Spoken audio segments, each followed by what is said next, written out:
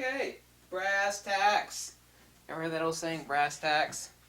Someone says, let's get down to brass tacks. Okay, who should be buying the Nikon D500 versus the Fuji XT2? Now, I made 3 videos yesterday showing, and it doesn't matter how I made it, someone would have complained regardless. Obviously, I was going back and forth between a near object and a further object, showing that the Fuji XT2 tracked faster. Obviously, those were stationary objects. The point is that the Fuji XT2 is damn fast. In that particular situation, I had them both completely as fast as they would go, without any bias. I was using a silent wave motor on the Nikon D500, and I was using the 90mm on the Fuji XT2. That was not a smackdown video against the Nikon D500. It was for all the hissing cockroaches out there that were like, there's just no way that guy with the tattoos is fat and bald. It's just not right. There's just no way that XT2 is faster than a DSLR. And I said that's BS. I said I was right. You know, both of these are plenty fast. Plenty fast. By the way, this is the bird photographer's wet dream you see right here. This is a Nikon D500. With the 200 to 500, I've got 2 of these lenses and 2 of these bodies. I'm never going to get rid of my Nikon D500. It's an amazing camera. So let's get down to brass tacks. I got a link below here for you that I uploaded a few days ago. I went over this and made sure that it was objectively valid. A lot of people like to stick in their hyperbole or their fanboy syndrome. Listen, I've attacked Fuji for doing stupid stuff. Everybody knows I've attacked Nikon for doing stupid stuff. I don't play the fanboy game, okay? I don't make a penny if you buy this or if you buy this, okay? I don't. I'm not into creating controversy to drive views. I never ask anybody to subscribe. I never ask anybody to click the like button, so don't play that game with me either. Okay, so this is the write-up that I did for all the attributes of the Fuji X-T2. There's no such thing as a perfect camera. Okay, let's repeat that again. Never is, never will be, never has been any such thing as a perfect camera. In other words, it's perfect for everything. It's like you could shoot macro tabletop shots of your, I don't know, your little stuffed bears. What are those things that people used to collect? Those little goofy bears, or somebody that shoots a wild. There's no perfect camera for everything. What is the one thing? Since I have both of these, I don't have both of them. I have 2 of each. I got 2 Fuji X-T2s, 2 Nikon D500s, and tons of lenses for both. Ever I head out the door, what is the Nikon D500 best at, bar none, over the Fuji X-T2? In other words, if you are that type of shooter, or if you're going to head out the door and do that, then you're going to grab the D500. Let's make it really simple.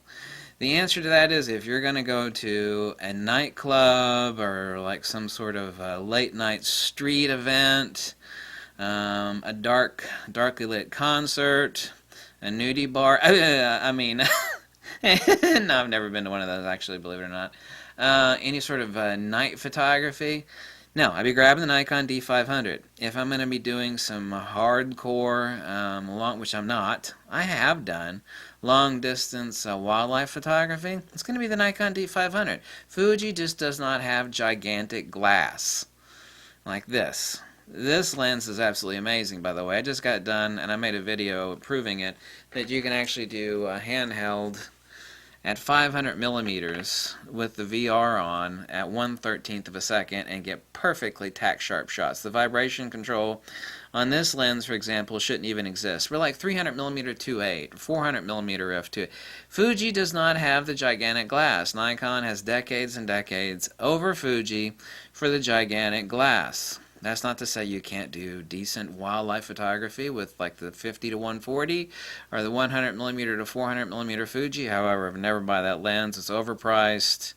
It's just, for that kind of money, there's just no way in hell. I've used the lens. There's just no way in hell I'd ever buy that Fuji lens. It's a perfectly fine lens. It's a little bit cheap. It's a way bit overpriced. And for that kind of money, I've got far superior, gigantic, real huge glass for the Nikon. So that's the reason I don't own. Everybody says, why don't you own the 100 and 400 Fuji? When you see this lens right here, there's one of many reasons why I don't own that lens. Hardcore sports photography. We're going to have a 300mm 2.8 or this lens, for example. It's going to be the Nikon. That's not to say that there aren't people doing a hardcore sports photography with a Fuji.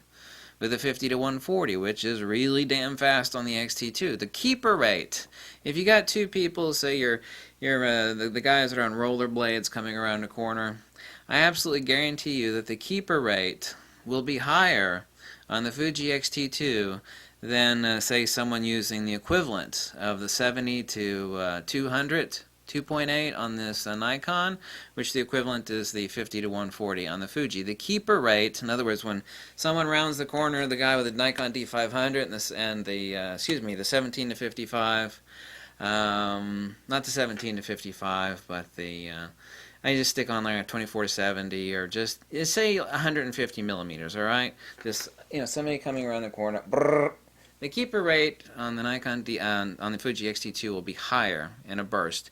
However, that being said, the Fuji X-T2 definitely does not have this neat little thing called an XQD card.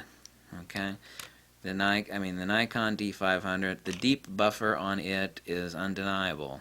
Okay, this is blazing fast.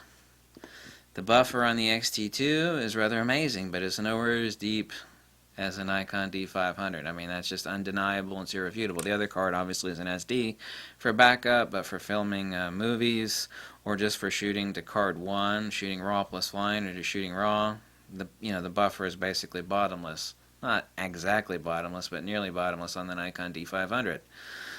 So for hardcore sports and wildlife and low light action, or just low light in general, concert photography, club photography, I would be grabbing the Nikon D500 heading out the door. That's it. The Fuji XT2, perfect for travel photography, certainly far more so than the Nikon D500. Some people have tried to argue with me, what the hell does travel photography mean? If you don't know what travel photography is, and people have been talking now for decades, then I think you might not have been in photography for too long. The Nikon D500, what is the real difference between it and the X-T2? X-T2, the huge glass is not there. It does not exist, okay? Just fact.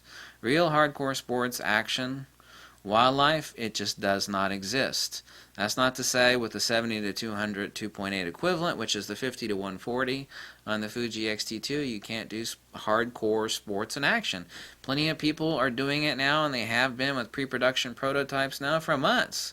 It's just that the huge glass does not exist for doing distance sports action wildlife. Okay, it doesn't. The D500 is a hoot owl. Now, some people wouldn't get that expression. A hoot owl is, let's just talk about a barn owl. We're talking about this is a southern expression. A lot of people in Europe, I've actually said that before, and it confused people. And I said, what do you mean like the hoot owl analogy? If anybody, most people have never actually been out in the wild. Some city slickers have never been out in the wild and watched, and you really can't see them. It's just like pitch black, and they can spot, it's not hearing, they can actually spot movement in the grass of like a little mouse and swoop down and basically pitch blackness and grab that mouse. So that's what I mean in calling the Nikon D500 a hoot owl camera relative to the X-T2. Obviously also, for a high ISO performance, when you want to crank it way the hell up there, I showed that you can actually get usable shots just straight out of camera at 40,000 ISO with a Nikon D500. I said usable straight out of camera. And even more so once you apply a noise reduction to the files. That is certainly not possible with the Fuji X-T2. It's not possible. So what is a Nikon D500? When would I grab it? Any hardcore sports, action, wildlife, or low light? This is the camera. This is the bird photographer's wet dream, by the way. If you actually go to the Flickr page for this lens, it's like 98% of the pictures are pictures of birds. It's like that's all people. This is actually a really good portrait lens. People think, oh, f5.6, that can't be. No, subject isolation is not depth of field. Okay, people think shallow depth of field. No, I'm talking about subject isolation. Actually, using this lens for portraiture, even though ideally you'd want to have a 300mm 2.8 over this, which renders a lot better color saturation, micro contrast, and whatnot. The actual portraiture out of this at any focal length. Yeah, the f5.6 is perfect subject isolation for fashion photography.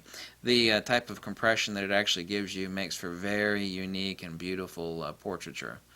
This is actually a very interesting lens. There's some examples out there of fashion photographers actually using this lens.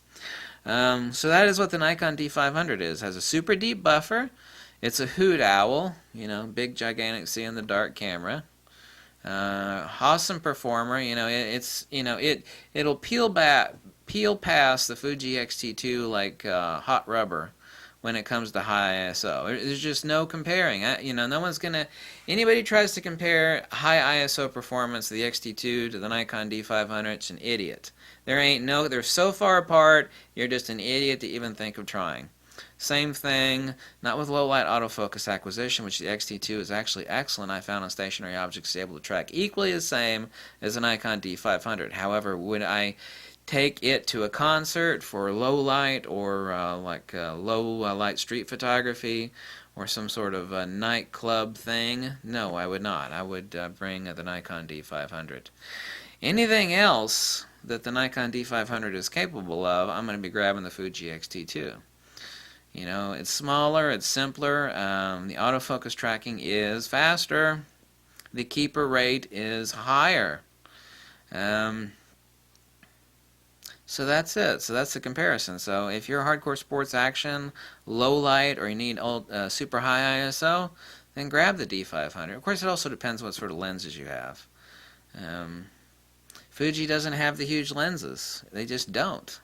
That's just the way it is now. Nikon's got decades and decades on top of Fuji over that. So high ISO, sports action, hardcore sports. And that's not to say the XT2 is not at 100% completely adept at doing sports action and wildlife photography. That's not to say that. Obviously, they do have a couple lenses fully capable of doing that. The X-T2 is perfect for everything. Neither one of these is an ideal. The X-T2 is certainly so superior to the D500 for landscape photography. It is. The straight-out of cameras also, I'm not a JPEG shooter, but if you are a JPEG shooter, the X-T2 smokes the shit out of the Nikon D500. Also, too, if you have issues with dynamic range, the Fuji X-T2, and I've proven that empirically with charts, that I've taken test shots using the X-Rite Color Checker Passport and using, the most expensive light meter money can buy. It is without any doubt the Fuji X-T2 has better dynamic range towards the specular, towards the highlights than the D500. What the hell does that mean? It means the D500 is a hoot owl, which is good, because you don't normally see owls with their big, gigantic, light-gathering eyes in the daylight. You do. I mean, I have seen them, but they're not too good. It's too much bright light for them. Yeah, I know they can stop their eyes down, but the D500 does have the highlight specular issues where if the dynamic range is too much, the D500, and every person that knows this camera very well will agree with me, has an issue with blowing specular highlights about 3/4 of a stop faster than the X-T2, but generally a half a stop faster and easier than most other cameras. So that's the lowdown difference. The nitty-gritty, the brass tacks between the Fuji X-T2 and the Nikon D500. I hope I clarified that, made it very simple. Simplicity is divinity. I gave the Fuji X-T2 an overall score of 94%. However, I didn't state that that is with the vertical grip. You do need the full capabilities of the camera that is only exploited by the vertical grip. I'm actually a vertical grip slut. I can't stand cameras. Well, that's not true, but I mean, I love cameras with vertical grips. Let's just put it that way. So I give that 94% with the vertical grip on the X-T2, which everybody should have anyway, to be honest with you. Yeah, I know it costs more money, but deal with it, alright? The X-T2 with the vertical grip is the exact same price as the X-T2 body only. Basically, exactly the same price. So that's the lowdown if you're making the decision between the two. And as I made the videos yesterday, yes, the Fuji X-T2. Now, when I say it's faster in autofocus, nobody stipulated that it had to be moving. I was going back and forth. The autofocus tracking reacquired faster on the X-T2 than on the Nikon D500. I didn't cripple either one to make my point. I used the fastest possible on both settings. I used the silent wave motor 24-70 on the D500. The X-T2 is faster. So anybody out there that was chirping and pissing and moaning and whining like a little girl, saying, oh, you can't be right, it's just no way that thing could be tracking as faster than the D500. It's like, well, I made the video, I proved it. If you don't like it, you go buy both cameras and you test it yourself. My original statement was accurate. I proved that it was accurate. If people want to still complain about it, then they should go buy the cameras themselves and test it themselves, because I can do the test 100 different ways and someone will go, "Ah, but you didn't do this, you did do that." You can never please somebody. They just got perpetual skepticism in their brain. You know, it's not like I got an agenda. I got both cameras. I don't make a penny whichever one you buy. Don't make any difference to me. Doesn't make me a single penny. Thanks. Bye.